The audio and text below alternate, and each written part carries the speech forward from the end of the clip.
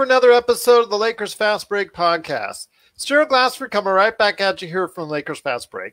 Pop Culture Cosmos, Inside Sports Fantasy Football, and Game Source. We truly appreciate everyone out there listening to all of our shows. And if you can, please give us a 5-star review on Apple Podcasts. Plus, if you can like, share, subscribe, follow, or do anything that you can to support us right here at the Lakers Fast Break. Lakerholics.com, and of course, our great friends at the Hoopheads Podcast Network. It is sincerely appreciated. Whew. Hear that sound? That's me biting my nails for the second game in a row because once again, the Lakers pull out another nail biter, this time without LeBron. This time, who we thought was going to be here, but said in the morning on Twitter, sorry, I'm close, but not quite enough. No LeBron, no AD, no Dennis Schroder, no Caruso. Still, in the end, thanks to a Kyle Kuzma layup with just a few seconds left and a Wes Matthews steal and a THT free throw, the Lakers did manage to pull out a victory over the Houston Rockets, 124-122. 122. And here today to talk about the game and the raising of the banners, who said it would be no problem today, no problem at all for the Lakers. And I told them they always have problems when they come, like all these teams, when they get their rings and they get their banners, they always are thinking about that and never think about the game. But thank goodness they snapped out of it in time. It was a good man indeed. You got to check out what he's doing today as the mastermind behind Lakerholics.com. It is a good man indeed. It is Laker Tom. And Laker Tom, we talked about it just before we went on the air. They tied. Let's just say for all intents and purposes, because the radio didn't say they tied, but I think you said you got word on TV that they tied it. A Lakers record, 84 points inside the paint. They were having showing 86. 86? Okay, with that Kyle Kuzma. It would break the old record of 84 that was set against Houston a long time ago. So 86 points in the paint, for all intents and measures there, with that Kyle Kuzma layup with just a few seconds left. Just an incredible pathway. I understand that there's no inside presence right now for Houston because they're basically playing G Leaguers at this point in time. But I want to hear your thoughts when you see this kind of performance without all the players that I listed. And like I said, over the, kind of smoke screen that happens and kind of, you're out of it because you're in that lullabaloo land because you've just either gotten the rings or you got, in this case, the banner goes up and you're still in celebratory mode and all that. The Lakers did snap out of it, led a great portion of the game, and ultimately pulled it out on top. Yeah, it's one of those traditional games where basically they may be playing a bunch of G Leaguers and D'Antoni may be long gone. They don't have that same general manager. He's not there anymore. Daryl Morey. But man, they're still playing the same game, firing threes. And they made 11 more threes than the Lakers, 33 points. That's why the game was close. Yeah. And they also got to the line. They were aggressive in that sense, and they made 5 more free throws than we did. So you add that up, that's 38 points they won, but they lost the paint situation by 36 points. And that's kind of ironic because when you add those together, it shows a very close game. It's exactly what happened. One team scoring right next to the basket and the other firing away from three. Yeah. I like the game in a lot of ways simply because there were 7 players who came through and played well. And you have to remember, you call these guys G Leaguers, but man, they had a couple of players who played extremely well. And Kenya Martin. I remember once, Gerald, you recommending that we go after Kelly Olynyk. I wouldn't mind signing the guy this summer. He is a small ball center that scares the heck out of the other team because he's a guy that you have to put a big and mobile defender on. You can't guard him with a smaller, and it's not like Marc Gasol out there. You can see the difference of what makes a prolific or a high volume 3-point shooter versus a guy who just can only get the shot when he's open. And if you compare Olynyk's game as a perimeter shooter with his step back move and so forth to Gasol, it's easy to see why Mark is lucky to make, 1 out of 3 per game, whereas Olynyk can shoot 10, 15 threes in a game. And he's sort of redefining him. So he's used this opportunity after getting traded in the Oladipo deal to redefine what he is as a player. Yeah. But anyway, they've got some good young talent there, Olynyk, if he is not going to be staying there, he's going to be leaving. No, I think he's a free agent. Purpose for him there. They're not rebuilding with 30-plus-year-old guys like Kelly. Yeah, he's a free agent this summer, and he's going to go out and try and command some big bucks. I think that he does a lot of things that, like you said, the Lakers could really utilize. I don't know if the Lakers will be able to afford him, and I think that's part of the problem. I also don't think defensively, even though he's got a good size, if you looked at it on paper, 7 feet, 230, 240 in that range, good size for a center, decent mobility. You think he'd be better on the defensive end, but unfortunately he's not, and that's, I think, his undoing, unless he's trying to rip out the arms of Kevin Love, but we won't go there. I will say that he is someone that, with his shot-making ability, especially from the outside, is someone that's going to be very desirable this summer. Yeah, I think so too. You also, the thing about it that I keep constantly pushing for is just the ability to have 5 out sets and to play with, the guys who can shoot the ball from distance. Yeah. And it's players are getting paid that way. Teams are drafting that way. Teams are trading that way. Free agency is going that way. And they just don't value rebounding and defense compared to scoring and assist. Andre Drummond played great tonight, I thought. And he's played 2 really impressive games in a row. Yeah. Taking care of the ball, making the right pass, not trying to push his shot. I still get angry when he misses what should be a lob, and doesn't make it. But the guy hustles. He's making the right plays. He's making smart decisions. He has made a couple of good defensive plays tonight. So maybe he's just one of those guys that's going to take a whole season before he might really learn to play the right way, because he hasn't done that before in his career, but he's sure making an effort at it. And you look at his double-double. He had a double-double, but his double-double doesn't stand up to Horton Tucker's double-double, because his is points and assists, and Andre's is, unfortunately, points and rebounds, Yeah. But it's still, when you think about the ability to get a guy who plays within the constraints of the game as center for the Lakers, who can get you a double-double every night, that's a valuable thing. That's something that we didn't get with Dwight. It's something we didn't get with any of the centers that we've got so far, really. Harold's probably the closest thing, but never really in the rebounding age. Yeah. We don't have any of our centers, any of these last 2 years worth of Rena centers, as I call them, being able to produce double-doubles. So it's interesting that it's interesting to see what happens with respect to Drummond. I'm hoping that I have been overly critical of the man, of his game, and that he's starting to show a little more understanding of when and where to make plays and so forth. And if he can do that, that's exactly why the Lakers got him and what they've been hoping for. So I'm more than happy if it's just basically just taking him longer to get there than the fact that he wasn't going to get there at all. So it's very encouraging signs from Drummond. Kuzma coming through with that clutch drive at the end of the game. I thought that showed a lot of moxie. I thought that there was some excellent play from other guys. Morris, I thought, really started to see some life on his shot. Hit 2 for 4 from deep.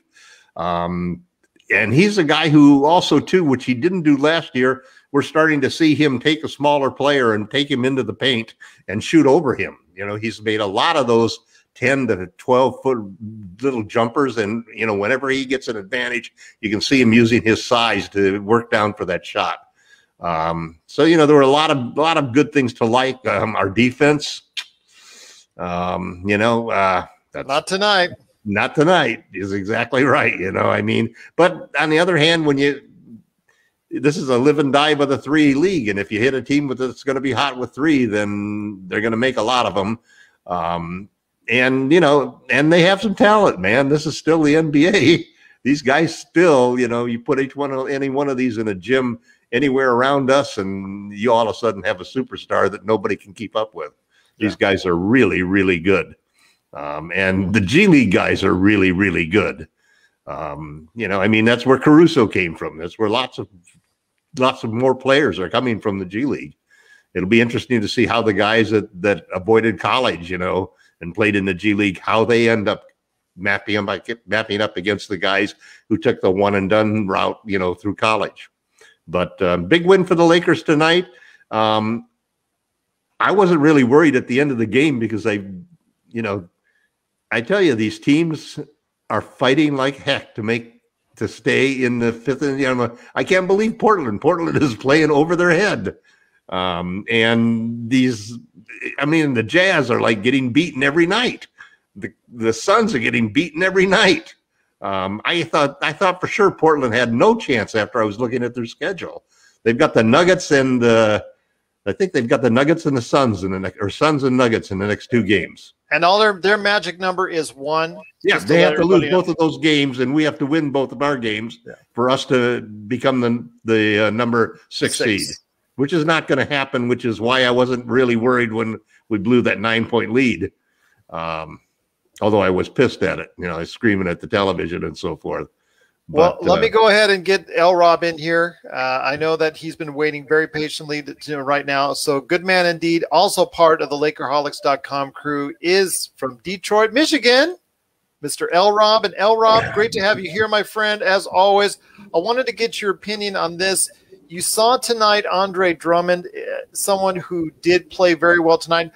I'm not so convinced like Laker Tom that this might be a step forward because against who was he playing? He was the biggest man on campus when you're talking about who was playing here tonight. This is a game he should have dominated, and obviously he's looking for a paycheck. He's going to dominate because he's got that extra motivation on days like these. Your thoughts, though, on the Lakers. Overall, a good victory by guys normally not asked to go ahead and do so much. Gerald, great to be here. Thank you very much. Yes, Drummond feasts. He's notorious for feasting on and bullying smaller guys. And if he feels he's got the upper hand, he flexes. Yeah. It's just when he goes up against comparable size guys and talent wise that he struggles. Yeah. And sometimes he tries to do too much in those situations. But when he can, comfortably do his moves against guys, he usually produces pretty good. If he would play decent minutes, he probably would have had a 30-15 game easily today. Yeah. But Vogel wanted to close it out with the other guys, and that was good. Kudos to Wes Matthews making a big defensive play to save the game. Yes.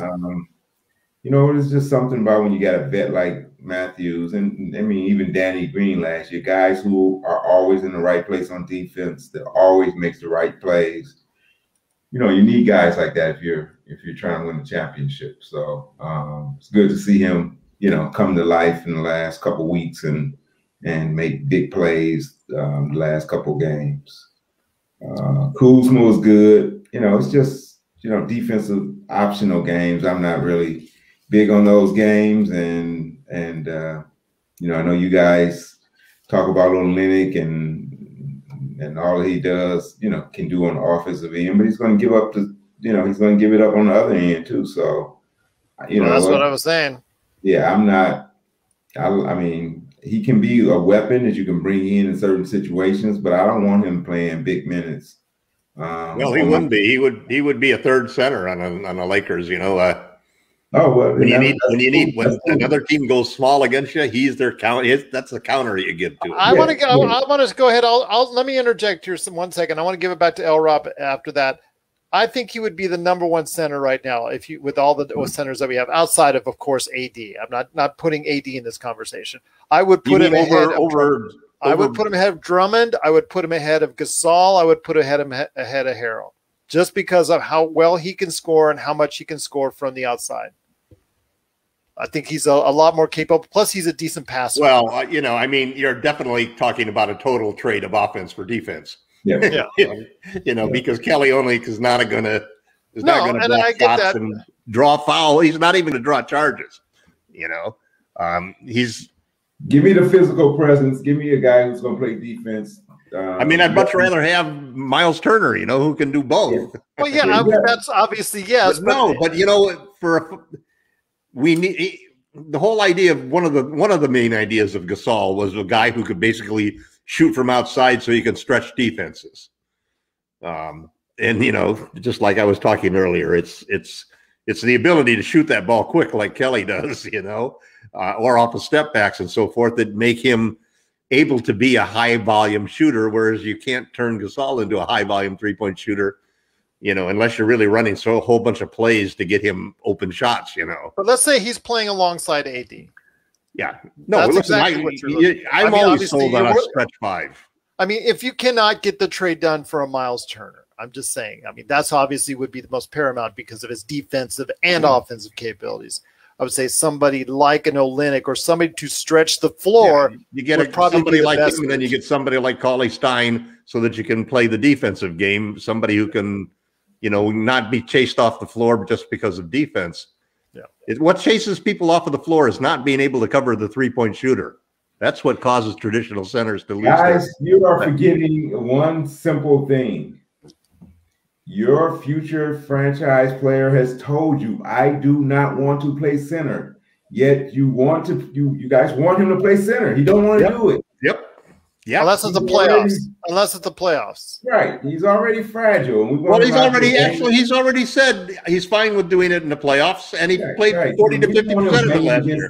Guys, and I'm happy with that. I'm happy with that. Yeah. But I also want to get like Miles Turner so that he can play the 4 all year long. You can play every game at the 4. I would love to have Miles Turner.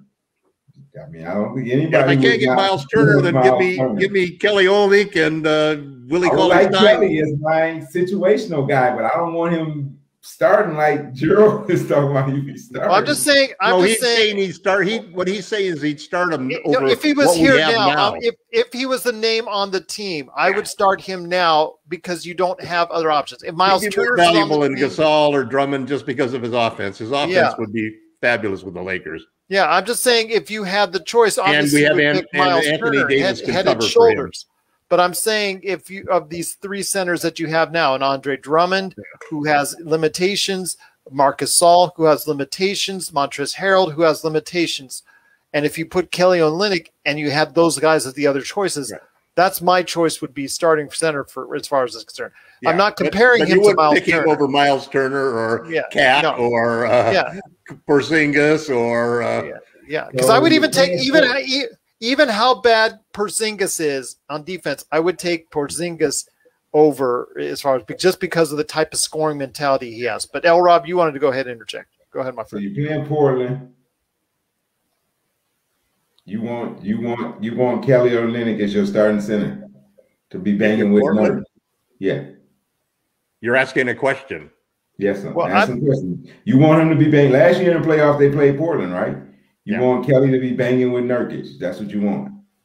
Well, Nurkic wasn't that much of a factor last. I wouldn't want him as our starting center. Gerald wouldn't either.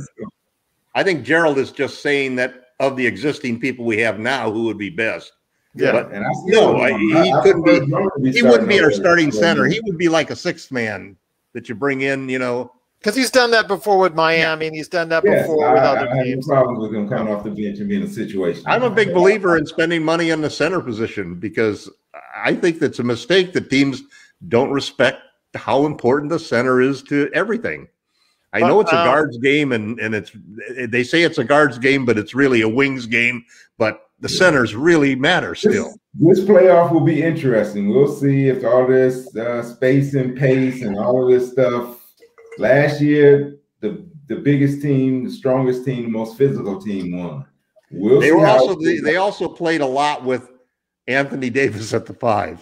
That was the killer. That's the beauty of it. But I mean, you already got Anthony Davis to serve that role. We don't need Kelly Olynyk to do it as well. Here's the scary thing is that last year he played 25% of the regular season. Anthony Davis played 25% of the regular season at the 5. This year, they've got him down to like 8%. Yeah. And now last year in the playoffs, he jumped up to 40%.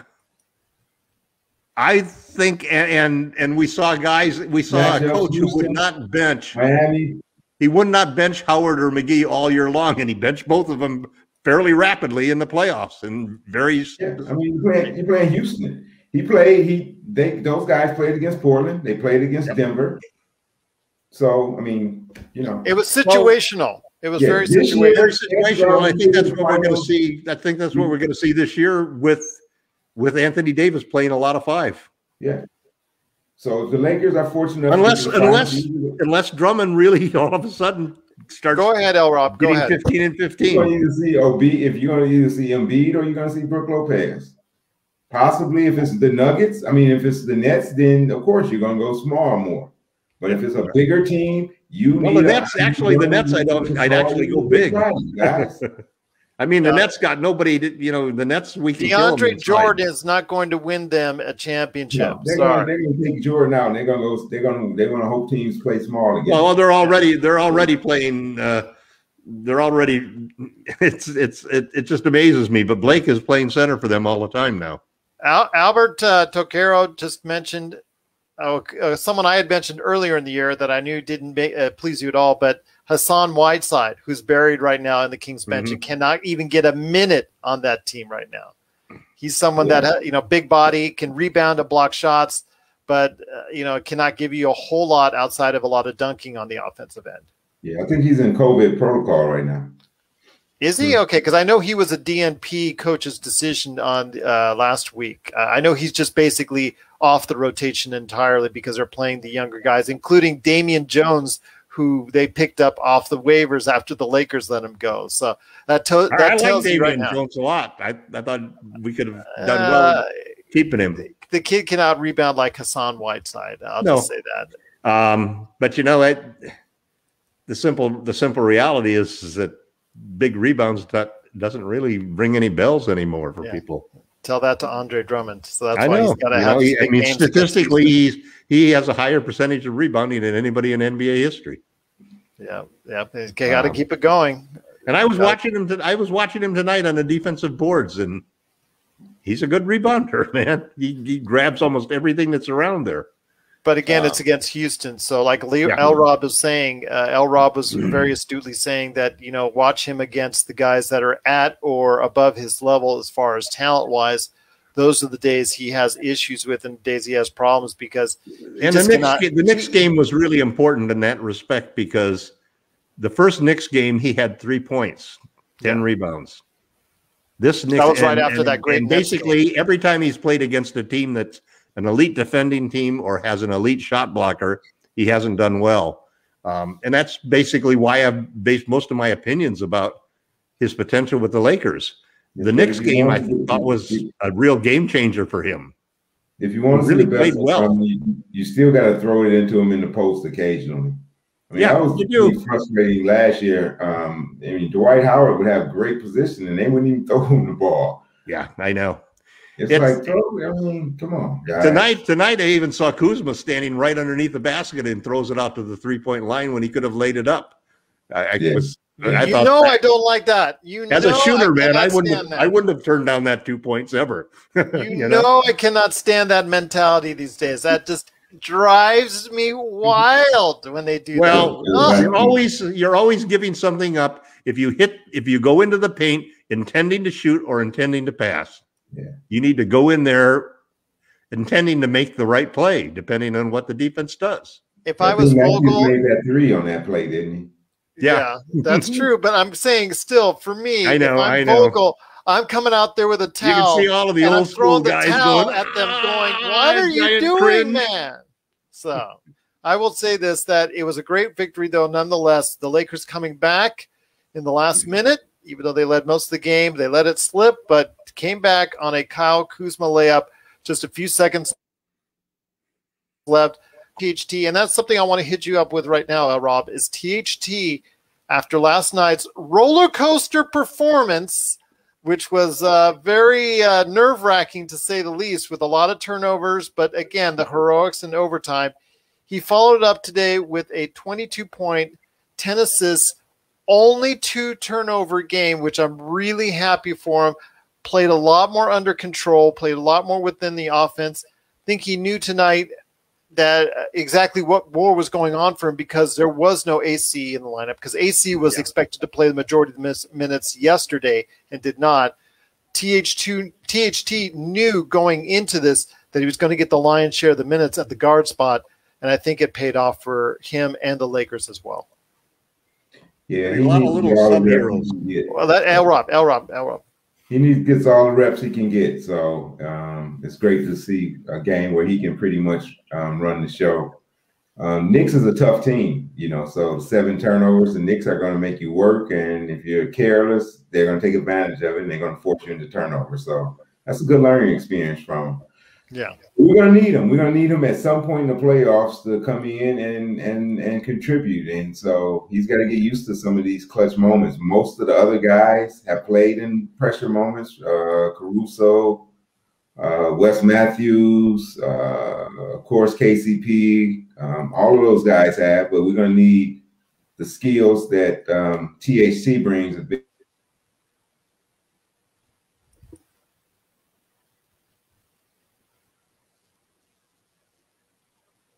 I think he's frozen.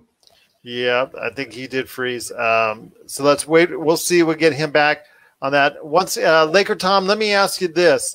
Well, let me add something to what it was on THT. It was on THT. So, do you think he can play? Do you think he can make a major contribution in this year's playoffs? Oh, I definitely do, and it's all based upon one of the things that Pelinka has done a great job of. Is he hasn't – I would have preferred if he gotten a lot more shooters, but he's gotten a very balanced roster so that you have all of these different weapons that Vogel can pull in. And there are going to be matchups where they can't handle a guy like the way that Talon can attack the rim.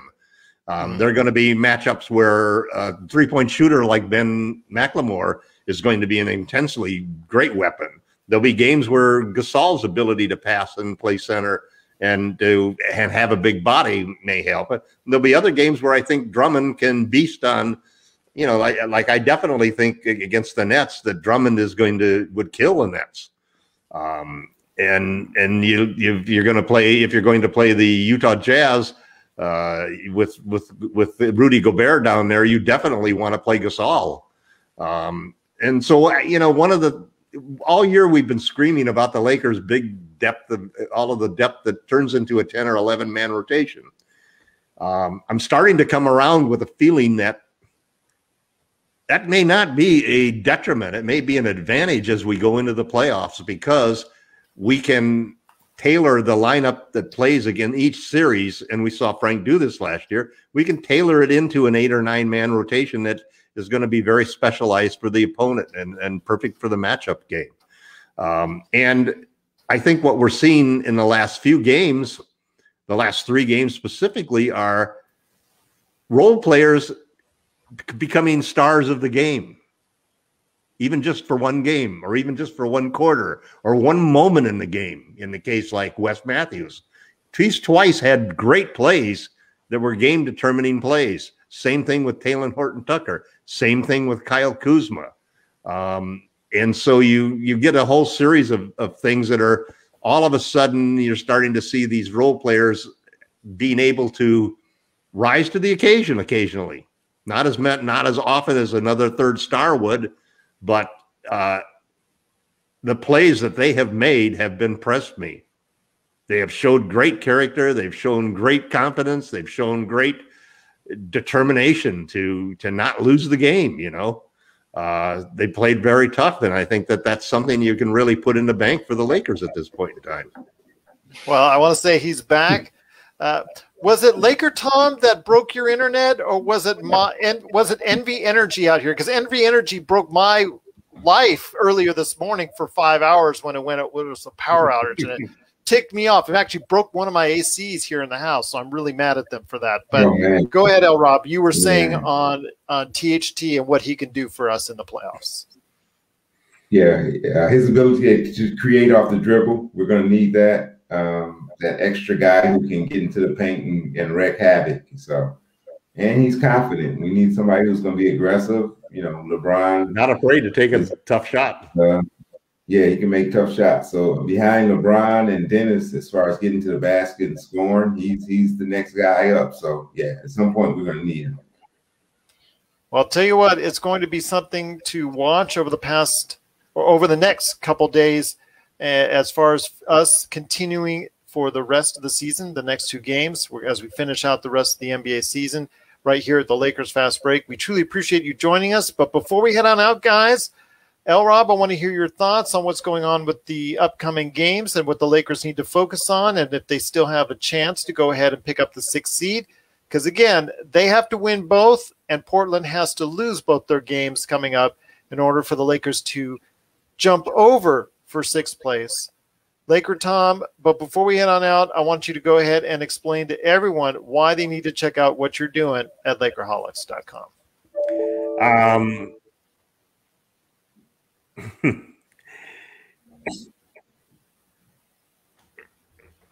Okay. You're there, Tom? Yeah, I am. Sorry about that. No worries. I thought you were going to have Elrod. No, I'm gonna close out with L. Rob. I'm gonna close out with L. Rob. No problem. Yeah. Unless you break his internet again. If you break his internet again, that's not good. I think the thing that I'm really focusing on, and I'm trying to figure out how to promote this on the blog, is the confidence building that's happening with the role players on this team right at this moment. Okay. Because when you go into the playoffs, and even just the game of basketball itself is such a game that is so dependent upon the players being confident. Confident you can stop that guy when he drives, confident you can make that shot, confident you can get that rebound, confident you can complete that pass. And as you get closer to the end of the season, as you get ready and you actually get into the playoffs, the pressure ratchets up so much that it affects the players' abilities to compete at that level and to make those plays happen. And having done it before, even if it's just at the end of a game, the way that, Lee was saying the same thing about the veteran stars who've been there before and how THC maybe now is starting to join that group of players because he's seen them do those things. The Wes Matthews, the Danny Greens, the players who've been around and have proven they've won championships, And last year we had like 6 or 7 guys who actually had championship rings. So it wasn't like you were talking about a team with just LeBron James and nothing else. But aside from LeBron and AD, we've never really felt confident we could win games without them. And when we didn't have Schroder earlier in the year, we lost 3 straight, and it was total panic time. We've hung on pretty doggone tough without LeBron, and we've learned how to win. And now I think what we're seeing is we're seeing our role players suddenly learning how to make big plays, learning how to win games themselves, to be that contributor, to rise to the occasion, to even when that spotlight is brighter and harsher than it's ever been, to come through. I'm really proud of the way the team has responded. Every single player on the team. This was a big team win.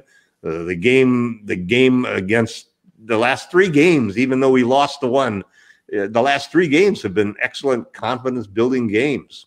And I'm sure LeBron and AD were proud of the team too, watching them on the sidelines and raising the banner. And yeah, there was that hiccup of giving up the 9-point run there, but we came back and we won the game with great offense and great defense in the last 2 plays of the game. Can't ask for more than that. Can't ask for more than that, indeed. But before we get on out, L. Rob, the winner of the first annual, I'm going to call it right now, my friend, the first annual ESPN Fantasy Basketball League for the Lakers Fast Break, the champion, and the guy, again, who wasn't even there for the draft, and basically ESPN selected for him, and he still wins. Just to show you how smart of a game master he is. My friend, before we head on out, I give you the floor on what you're looking forward for the Lakers to complete and accomplish We're hoping that LeBron will say who said on Twitter today that he's close. He's very close to returning. I'm hoping that he's going to be close enough to show up on Friday for that game. Or Saturday. Yeah, Saturday. Well, thank you. It's a few more days left in the fantasy, so I'm not going to You got this in the bag, my friend. You got it. It's all yours. But, I think my first move was drafting R.J. Barrett. I seen he was on the free agency wire. I picked up Barrett, and let me see. I needed blocks. I picked up Boucher over from Kuzma. I picked him up in several leagues. Excellent move. And so yeah, and Halliburton was a pick up too. Halliburton, I've seen his promise early, so he helped me out a lot as well. So what I'm looking for is continuation of. I'd like to see Drummond see if he can go for 3 straight good games. Like to see Kuzma 3 straight good games. Yeah, that's right. So just some continuity with those guys continuing to deliver. Phoenix probably do not want to see the Lakers, so I expect them to give Portland a loss. And then it'll come down to the last game of the regular season. Portland got Denver at home. So Nuggets. Depending on what Denver and the Clippers situation is, how much Denver will really need that game. So actually, I'm just kind of watching how some of these other races go. You got a bottleneck there with I think New York, Atlanta, and somebody else over in the East. No, not Charlotte. It's Miami. Maybe it's Miami. So that's going to be interesting because whoever's, you want to definitely be in that 4th and 5th spot, so you don't have to play. Well, also the Warriors and the Grizzlies on the last day. Yeah, that's going to be good. Who's number 8, which is going to be most likely, the Lakers play-in tournament. I really am starting not wanting to play the Warriors in the play-in game. Well, especially if Wiggins played like he played the other night. He was out of his mind the other night. So you can't count on Steph going for 1 for 11 again. No, but I'm really. We got enough. If Dennis is back and KCP, we should. But I never minded an easier route to the playoffs. I never really complained about it. Me either. I don't think Memphis is going to be a piece of cake either, though. So if you're in that 7 and 8, Memphis is going to be tough as well. Memphis last year, I don't know, did they beat us? Or if they didn't, they certainly scared us to death every time we played. They beat us once during the regular season. Okay. Yeah, and I know another game, Ja kind of had his way, and I think, we took over like the last 3 minutes of the game, but they had pretty much. Yeah, he was unstoppable that game. He could get into the air and would just move the ball around, and it was just masterful. Yeah, when you get in the playoffs or even a play-in, everybody's got talent. Everybody's got somebody who can beat you if they go off. So, Yep. Well, I'll tell you what, it's going to be very interesting to see how this lays out the last couple days of the season as we get down to it.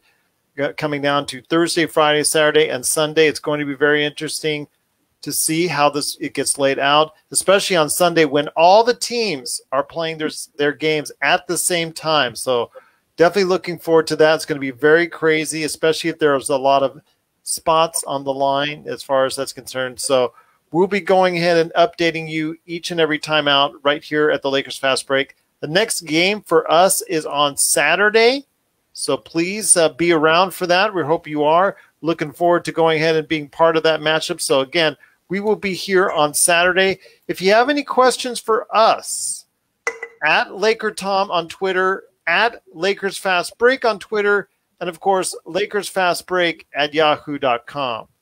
But once again, a great victory for the Lakers as they pull it out in the last minute. Just great performances all around from everyone from Kyle Kuzma, Andre Drummond, THT, Montrezl Harrell, Alfonso McKinney. Just some great performances around. I do want to go ahead and recognize everybody that played a role. Markieff Morris, everybody that contributed and contributed well Want to give our hats off to them. And Wes Matthews with that great steal at the last minute. It just was truly a great performance for the team. And it all panned out with no LeBron, no AD, no Schroder, and no AC, that the Lakers still managed to pull out the victory, 124 no Jared to 1. Dudley. Yeah, no Jared Dudley too. Yeah, okay. Need I digress?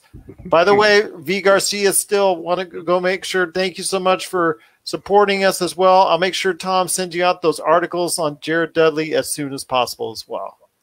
But once again, it is the Lakers coming out on top, 124 to 122. Big shout out again to Albert and everyone out there that's watching and listening to us. We'll be back on Sunday. We'll be back on Saturday. That's right, Saturday against the Pacers. When the Lakers play the Pacers, we'll be on right after the game. So we're looking forward to it. Thank you once again for everybody for watching, for L. Rob, for Laker Tom, and also please be a part of the conversation today at Lakerholics.com and the Hoopheads Podcast Network. Check out all their great shows from there. So for everybody from the Lakerholics.com crew, this is Gerald Glassford saying we'll see you Sunday. I can't believe I said that again. We'll see you Saturday right here at the Lakers Fast Break Podcast.